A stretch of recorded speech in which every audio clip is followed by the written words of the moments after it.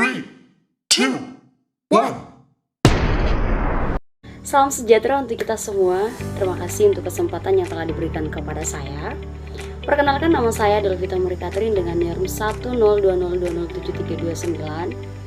Saya dari Institut Agama Kristen Negeri Toraja dari Prodi Pendidikan Agama Kristen. Adapun tujuan dari pembuatan video saya ini adalah terkait dengan penyelesaian tugas ujian tengah semester dalam mata kuliah supervisi pendidikan.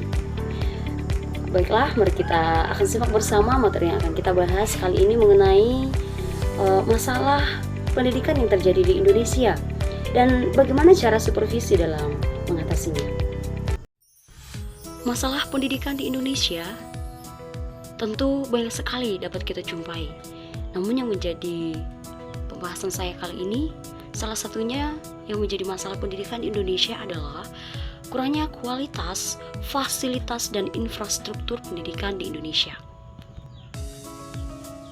Ada beberapa poin yang menjadi dasar kurangnya kualitas, fasilitas, dan infrastruktur pendidikan di Indonesia. Yang pertama yang saya dapati adalah keterbatasan anggaran,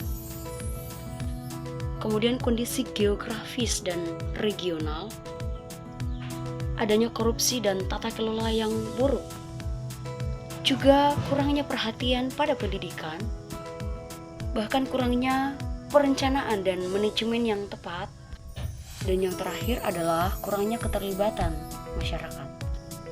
Nah, dalam masalah pendidikan di Indonesia ini juga terdapat beberapa poin yang dapat dilakukan oleh supervisi pendidikan dalam mengatasi masalah pendidikan yang terjadi di Indonesia. Salah satunya adalah kurangnya kualitas, fasilitas, dan infrastruktur. Cara supervisi mengatasinya pada poin pertama yaitu supervisi melakukan pengawasan dan evaluasi reguler. Poin kedua, melakukan bimbingan dan dukungan. Poin ketiga, melakukan pelatihan dan pengembangan. Pada poin keempat, melakukan koordinasi dengan pihak terkait. Pada poin kelima, penerapan standar kualitas. Dan yang terakhir, poin keenam adalah penggalangan dana dan sumber daya. Poin-poin ini akan kita jelaskan satu persatu terkait masalah pendidikan di Indonesia dan cara supervisi mengatasinya. Baik, kita akan membahas mengenai poin-poin masalah pendidikan yang terjadi di Indonesia. Yang pertama tadi adalah keterbatasan anggaran. Anggaran yang terbatas seringkali menjadi hambatan utama, ya. Itu adalah hambatan utama dalam membangun dan memperbaharui infrastruktur dalam pendidikan. Mengapa? Karena dengan kurangnya dana pasti akan menghambat pembangunan fasilitas yang memadai bagi sekolah-sekolah yang ada di Indonesia. Kemudian poin yang kedua yaitu kurangnya perhatian dan pada pendidikan. Kurangnya perhatian pada pendidikan.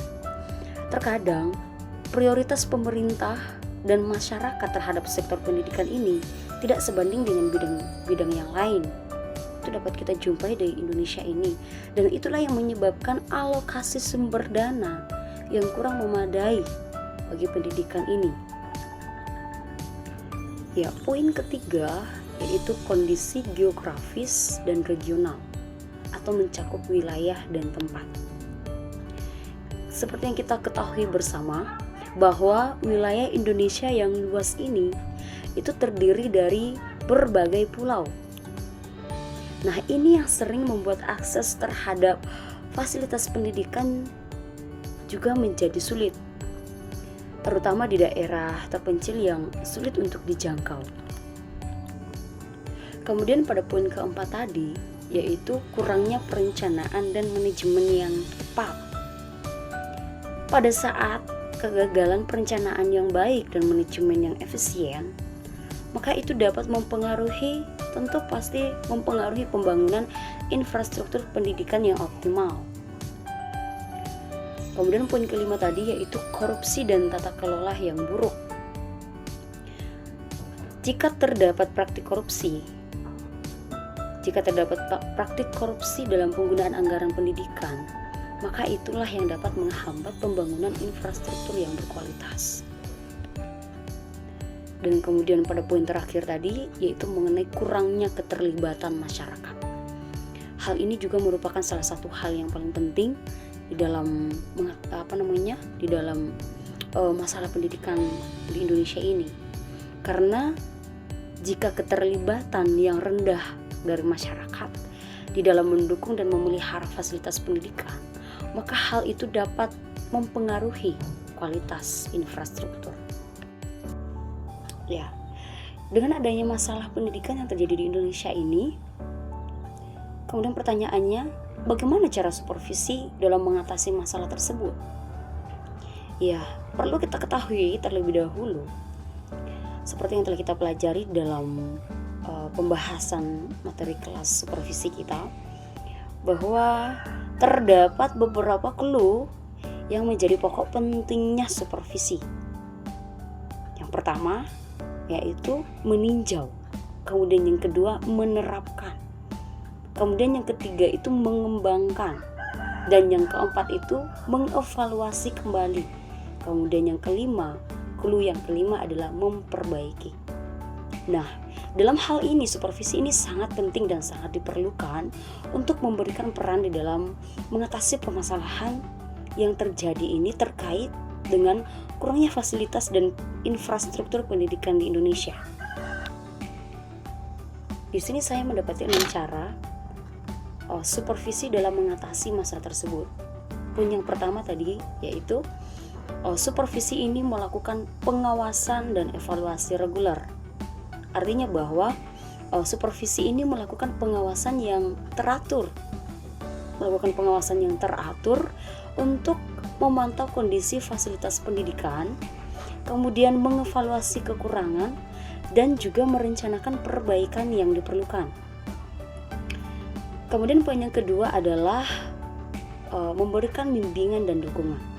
Nah, di sini supervisor berperan memberikan bimbingan kepada sekolah atau institusi pendidikan untuk pengelolaan sumber daya yang lebih efisien dan memastikan infrastruktur yang ada itu terjaga dengan baik.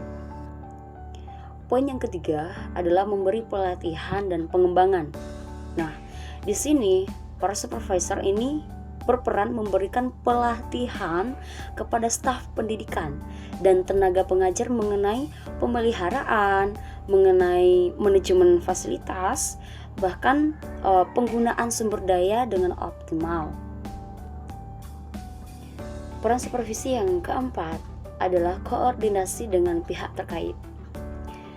Dengan mengkoordinasikan dengan pihak terkait, termasuk pemerintah daerah, yayasan atau lembaga terkait, untuk memperoleh dukungan dan sumber daya tambahan. Nah, hal inilah yang akan meningkatkan infrastruktur pendidikan. Kemudian pada poin yang kelima adalah penerapan standar kualitas. Artinya bahwa perlu dipastikan bahwa standar kualitas yang ditetapkan itu dipatuhi dan diterapkan dalam perencanaan, dalam pembangunan, dan pemeliharaan terhadap infrastruktur pendidikan. Kemudian pada poin yang terakhir yaitu melakukan penggalan dana dan sumber daya. Artinya bahwa mengawasi segala upaya penggalangan dana dan sumber daya lainnya dengan tujuan untuk membangun dan memperbaiki fasilitas pendidikan.